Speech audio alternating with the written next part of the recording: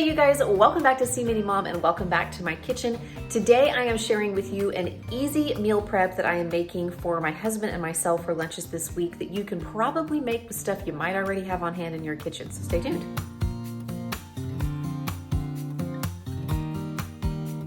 All right, you guys, it is that time of year. It is January, and I feel like I'm seeing lots of pictures on social media, lots of posts, lots of videos about meal prepping these healthy meals. I keep seeing these pictures of like all of these containers in a row, and it's lots of times like the same thing, a protein like chicken breast, and then like some plain rice or potatoes, and then a veggie on the side. So I thought I would show you a meal prep that I have made several times for my husband and myself, and I can usually customize it according to whatever I have on hand. It's a use it up week around this household, so this is going to come in handy for this week. I'm actually filming like a pantry cooking video this week, but I thought I would go ahead and make this video a separate one so I can show you how I make a healthy meal prep for my husband and I and make it just a little bit more exciting maybe than just the plain old like chicken, rice, asparagus type thing that you might see elsewhere. Not that I haven't done that before, and not that there is anything wrong with that. I mean, sometimes the simplest things are the best, but I just thought that I would show you something that's similar. It's still very nutritious, but I'm going to jazz it up with a little bit of extra, if you will. I'm gonna add some things to it to make it even more flavorful. So here we go. Today I'm making these yummy chicken power bowls with chicken, black beans, corn, rice, a homemade pico, and a copycat Chuy's jalapeno dip. Earlier in the day, I got some chicken breast going in the crock pot. That's 3 frozen chicken breasts with about half a cup of salsa and maybe a tablespoon of taco seasoning. If you are using fresh chicken, you may want to add just about a 1/4 cup of liquid to make sure it doesn't burn in your crock pot. When I'm using frozen, it renders some liquid while it's cooking, so it usually turns out great. I just shredded it with a fork when it was finished, and then it is ready to go. I cooked it on high for about 2.5 hours in the crock pot. Now I'm gonna get some rice going on the stove. I've already browned a couple cloves of garlic that I minced in a tablespoon of olive oil there on the stove, and then I added a cup of jasmine rice. You can use regular white rice if you want. You can use brown rice, but you're gonna wanna add more liquid.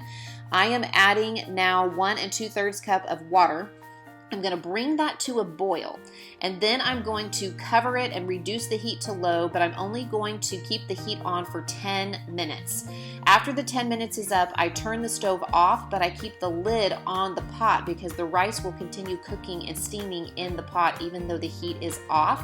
And after about 10 more minutes, the rice is done cooking, the liquid is all dissolved. It makes yummy, fluffy rice that's perfectly cooked each time, and this is just the way that I have found to cook rice that works the best for me. I had about half a bag of frozen corn hanging out in my freezer, so I put that in a bowl and added about a tablespoon of water, and I popped it in the microwave for about 90 seconds. If I was using canned corn, I wouldn't bother heating it up, but since it was frozen, I wanted to go ahead and give it just a quick cook. And then I added to that a can of black beans that I drained and rinsed, and I'm just stirring those together, and I'm gonna set that bowl aside until I am ready to put the power bowls together. And now I'm gonna move on to making some homemade pico de gallo, or I guess you could call it salsa, chunky salsa, I mean, whatever you want to call it. It's just some really yummy vegetables. It's going to go well on top of these power bowls. So I have about a 1/4 of an onion. I've got 3 Roma tomatoes there too, and you're going to see some green bell peppers here in a second. Those are all vegetables that came in an Imperfect Foods box, but they're also things that I typically have hanging out in my refrigerator on any given day. Maybe not the green peppers. I normally would buy red or yellow peppers, but it's a good way for me to use those up. They're going to be really great in this pico. If you wanted to use canned tomatoes, I think that would work just fine. You would just want to maybe get the petite diced tomatoes, or you would want to maybe drain them and kind of chop them up a little bit more. But I'm going to chop up those vegetables. I'm going to put them all in a bowl together, and I'm going to add some salt and pepper and the juice from about half of a lime, and I'm just going to stir that up all together. And then I personally think that this goes better, or it tastes better, whenever I pop it into the refrigerator overnight and kind of let the salt and pepper and the lime and all of the flavors from the vegetables mingle together.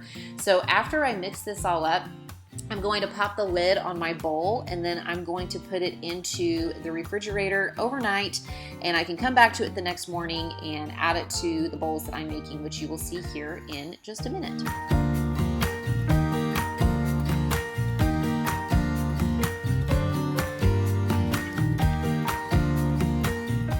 My My rice is done now, and I'm going to finish it out by squeezing some lime juice on top. I think I used the juice from an entire lime for this. And you also see some chopped fresh cilantro that also came in an Imperfect Foods box, so I'm going to use it in this. And this is kind of like a copycat version of the cilantro lime rice from Chipotle. If you don't like cilantro, you can leave it out.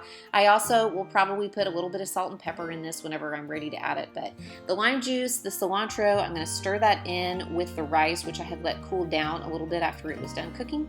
And then it's going to be ready to add to my bowls here in just a minute whenever we make them up. So I'm just going to set that aside while I am chopping up a jalapeno. Now you might wonder why I am wearing a bag on my hand, why there is a plastic bag over my hand. I know that you are supposed to wear gloves, or it's a good idea to wear gloves whenever you're working with jalapenos and even onions, because if these things get in your eyes, it really, really stings. And the kind of oils and flavors and juices from these can be hard to wash off of your hands completely. I was watching Frugal Fit Mom earlier in the day whenever I was making this video, and she was talking about that specifically, and I was like, yeah, I need to get better about that. But I didn't have any plastic gloves on hand in my house, so I was like, well, I'll just wear a plastic bag over my hand, and I'll make sure that this is the only hand that touches these, and then I will wash my hands very well after working with the jalapenos. It's always a good idea. Just be careful whenever you're working with spicy food like jalapenos, because again, if it gets on your skin and your eyes, it can be an irritant. And I'm only going to use about 3/4 of this jalapeno. I chopped it up pretty fine, and then I threw a few spoonfuls of it into my pico. And the rest of it I'm going to use to make Chuy's jalapeno dip, but I ended up only using about 3/4 of it because I didn't want to go overboard on the jalapenos.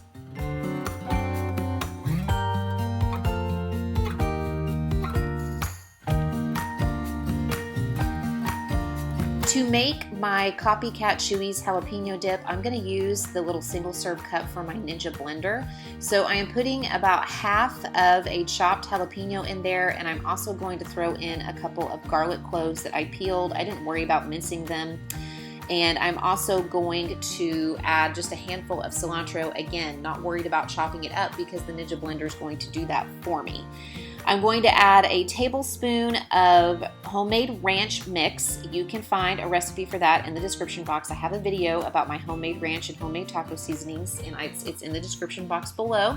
And then I'm adding the juice from half of a lime.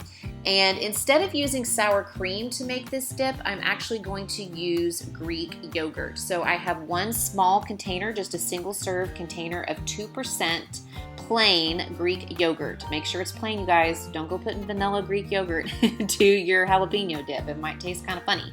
I prefer the 2% just because I feel like having a little bit of fat in my Greek yogurt, it takes away some of the bitterness that might be in the non-fat. But I've made this with non-fat Greek yogurt before. You could use that instead.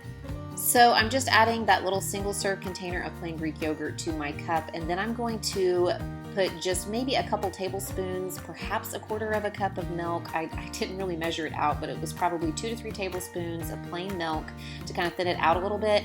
I popped it into the blender and let the blender do the work, and then it was ready to go.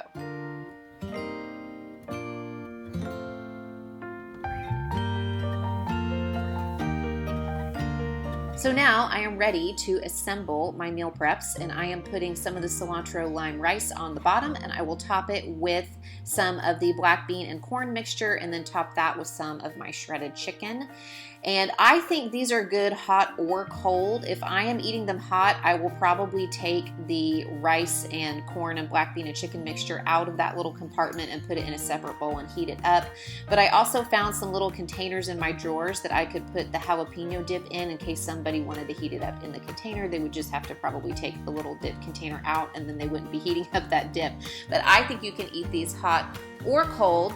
And so I'm just going to go ahead and put the creamy jalapeno dip in the side compartments of the container, and I will pop these in the refrigerator until the next day whenever I'm ready to add the pico that I made. Because remember, I wanted the pico salsa, whatever you want to call it, to sit in the refrigerator overnight so that it could kind of marinate in the juices. So the next day I just opened those containers back up and I added the pico to the containers, and it came out perfect to 5 pretty hefty servings. You could probably stretch this to 6 if you wanted to make them smaller portions, but these will be great portion sizes for my husband and even for me. But this is what they look like all put together right here. And if you are wondering about these containers, I will leave them linked in the description box below. I got them on Amazon last year, and at first I didn't love them because I didn't think the lids fit very snugly on them, but I found that you just have to kind of press the lids down. But still, I make sure that these are upright. I don't ever just toss them into a bag because I'm afraid they might leak. I make sure they're sitting upright. But I do like the way that they nest and that they fit perfectly into my refrigerator like so.